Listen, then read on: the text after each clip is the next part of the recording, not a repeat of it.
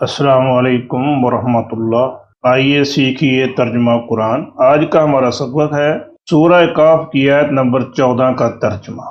روم کے بادشاہ دقیانوس کے سامنے اصحاب کاف کا علم بغاوت بلند کرنا۔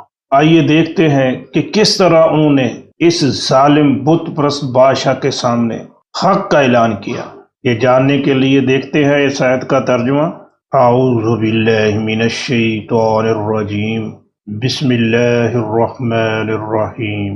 وربطنا على قلوبهم اذ قاموا فقالوا ربنا رب السماوات والارض۔ وربطنا یہ لفظ اردو میں بھی استعمال ہوتا ہے، رابطہ مربوط، رابطہ اس نے باندھا، ربطنا ہم نے باندھ دیا، وربطنا اور باندھ دیا ہم نے علی قلوبہم ان کے دلوں پر۔ قلوب قلب کی جمع ہے، علی قلوبہم ان کے دلوں پر، وربطنا علی قلوبہم اور باندھ دیا ہم نے ان کے دلوں پر، اور مضبوط کر دیا ہم نے ان کے دلوں کو۔ عقیدہ توحید اللہ تبارک و تعالیٰ نے ان کے دلوں پر مضبوطی سے باندھ دیا۔ جب عقیدہ توحید سے ان کے دل مضبوط ہو گئے اور پھر وہ کھڑے ہو گئے بادشاہ کے سامنے۔ اذ قاموا فقالوا، قام وہ کھڑا ہوا، قاموا وہ کھڑے ہوئے، اذ قاموا جب وہ کھڑے ہو گئے، فقالوا پھر انہوں نے کہا، قالا اس نے کہا، قالوا انہوں نے کہا، اذ قاموا فقالوا جب وہ کھڑے ہوئے تو انہوں نے کہا، کیا کہا، کیا اعلان کیا بادشاہ کے سامنے؟ ربنا رب السماوات والارض، ربنا ہمارا رب، ربنا ہو تو اس کے معنی ہوں گے اے ہمارے رب، ربنا ہمارا رب۔ اپنے رب کا تعارف کرا رہے ہیں کہ ہمارا رب کون ہے۔ ہمارا رب وہ ہے رب السماوات، رب آسمانوں کا، والارض اور رب زمینوں کا۔ ارض کا لفظ واحد اور جمع دونوں طرح استعمال ہوتا ہے۔ رب السماوات والارض جو رب ہے آسمانوں اور زمینوں کا۔ رب السماوات مرکب اضافی بن رہا ہے۔ ربنا ہمارا رب کون ہے؟ رب السماوات والارض جو رب ہے آسمانوں اور زمینوں کا۔ اب بتوں کے سامنے جھکنے والوں، ہم ان کے سامنے جھکے، اور ہمارا رب تو وہ ہے جو ساتوں آسمانوں اور ساتوں زمینوں کا رب ہے، جو اتنا پاور والا ہے، اتنی طاقت والا ہے۔ ہمیں اس کو چھوڑ کر دائیں بائیں جانے کی ضرورت کیوں؟ ہم کبھی ایسا نہیں کریں گے کہ کسی شجر کے سامنے، کسی حجر کے سامنے، کسی قبر کے سامنے جھک جائے، نہیں ہو سکتا۔ لن ندعو من دونہ الہا، لن ندعو دعا اس نے پکارا، یدعو وہ پکارتا ہے، ندعو ہم پکارتے ہیں، لن ندعو ہم کبھی نہیں پکاریں گے، ہرگز نہیں پکاریں گے، من دون ہی دون علاوہ ہی اس کے، من دون ہی اس کے علاوہ، الہن کسی معبود کو، لن ندعو من دون ہی الہن ہم اس کے علاوہ کسی معبود کو پکاریں گے نہیں۔ اور یہاں یہ بات بھی یاد رکھیے، جو بندہ کسی سے مانگتا ہے اللہ کے علاوہ، کسی اور کو پکارتا ہے، وہ اس کو معبود کہے نہ کہے، وہ ہوتا معبود ہی ہے۔ وہ اللہ کے ساتھ اس کو معبود بنا رہا ہے، اللہ کا شریک ٹھہرا رہا ہے۔ انہوں نے کہا کہ اگر ہم ایسا کر دیں، ایسا کر بیٹھے جیسے تو ہمیں کہتا ہے کہ بتوں کے سامنے جھک جاؤ، اگر ہم ایسا کریں تو پھر کیا ہوگا؟ لقد قلنا اذا شططا، لقد لام تاکید کے لیے اور قد بھی تاکید کے لیے، لقد بالکل حقیقت ہے، قلنا قالا اس نے کہا، قلنا ہم نے کہا، لقد قلنا حقیقت ہے ہم نے کہہ دیا، اذن تب، شططا حق سے ہٹی ہوئی بات، نہ حق بات، غلط بات، لقد قلنا اذا شططا تب تو ہم نے بڑی زیادتی والی بات کر دی۔ ایسا نہیں ہو سکتا کہ ہم اللہ کے علاوہ کسی اور کو پکاریں، نہیں پکاریں گے۔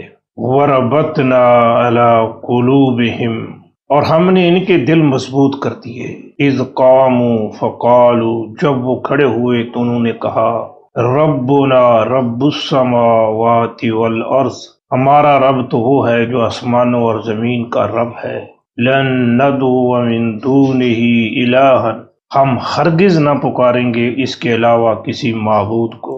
لقد قلنا اذا شططا، تب تو ہم نے واقعی بڑی ناحق بات کہہ دی۔ اگر ہم نے اللہ کے علاوہ کسی اور کو پکار لیا تو ہم نے بالکل ناحق بات کہہ دی۔ جو اس بات پر ڈٹ گئے کہ ہمارا رب اللہ ہے اور اللہ کے علاوہ ہم کسی سے دعا نہیں مانگیں گے، اور اللہ تبارک و تعالیٰ نے ان کو پھر کیا کیا اعزاز دیے، کیا کیا ان پر انعامات کیے، اور آج تک ان کا نام جو ہے وہ جاری ہے مسلمانوں کی زبانوں پر۔ آج کل ان کے تذکرے ہو رہے ہیں۔ جو رب کا بن جاتا ہے اور رب اس کو پھر چھوڑتا نہیں ہے۔ دیکھیے، رب کے علاوہ کسی اور کے پاس جانے کی ضرورت کیوں ہے، کیوں جاتے ہیں، جب اللہ تبارک و تعالیٰ خود یہ فرما رہے ہیں وَقَالَ رَبُّكُمُ ادْعُونِي، کہا تمہارے رب نے مجھ سے مانگو، استجب لکم، میں تمہاری دعائیں قبول فرماؤں گا۔ اور یاد رکھو، ان الذین یستکبرون عن عبادتی، بے شک جو لوگ میری عبادت سے تکبر کرتے ہیں،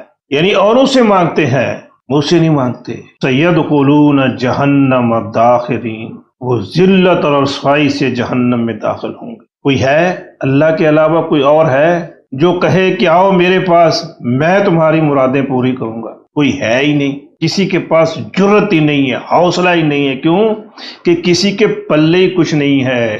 وہ تو قطمیر کے بھی مالک نہیں، وہ تو ایک مکھی نہیں بنا سکتے، وہ تو اپنی جان کے نفع اور نقصان کے مالک نہیں ہے، جن سے آج مسلمان مانگ رہا ہے۔ اور اللہ تبارک و تعالیٰ خود اعلان فرماتے ہیں آؤ مجھ سے مانگو، میں تمہاری دعائیں قبول کروں گا۔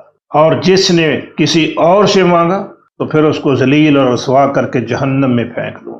اللہ تبارک و تعالیٰ نے سورہ جن میں بڑا صاف صاف اعلان فرما دیا وَأَنَّ الْمَسَاجِدَ لِلَّهِ فَلَا تَدْعُوا مَعَ اللَّهِ أَحَدًا، اور یہ کہ مسجدیں اللہ کی ہیں، لہٰذا ان میں اللہ کے ساتھ کسی اور کو نہ پکارے۔ اتنی واضح بات، اس کے باوجود انہی مساجد میں لوگ اللہ تبارک و تعالیٰ کے ساتھ ساتھ اوروں سے بھی مانگ رہے ہوتے ہیں۔ یہ اللہ تبارک و تعالیٰ کے حکم کی صریحاً نافرمانی ہے۔ اللہ تبارک و تعالیٰ نے اپنے نبی محمد صلی اللہ علیہ وآلہ وسلم کی زبان سے یہ اعلان کروایا کہ لوگوں میں اعلان کر دیجئے، قل، کہہ دیجئے، انما ادعو ربی، میں صرف اور صرف اپنے رب کو پکارتا ہوں، ولا اشرک بہ احدا، اور میں اس کے ساتھ کسی کو شریک نہیں کرتا۔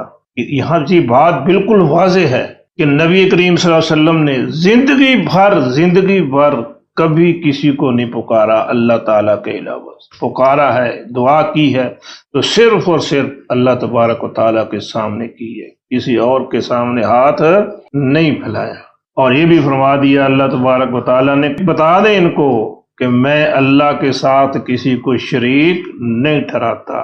مطلب کیا ہوا کہ کسی سے دعا مانگنا اس کو اللہ تعالیٰ کے ساتھ شریک ٹھہرانا ہے۔ اب فیصلہ ہے آپ کا، دیکھتے ہیں کہ آپ کیا فیصلہ کرتے ہیں۔ کیا اس سے مانگتے ہیں جو زمین و آسمان کا رب ہے، یا اس سے مانگتے ہیں جو اپنی جان کے نفع اور نقصان کا مالک نہیں ہے؟ وما توفیقی الا باللہ۔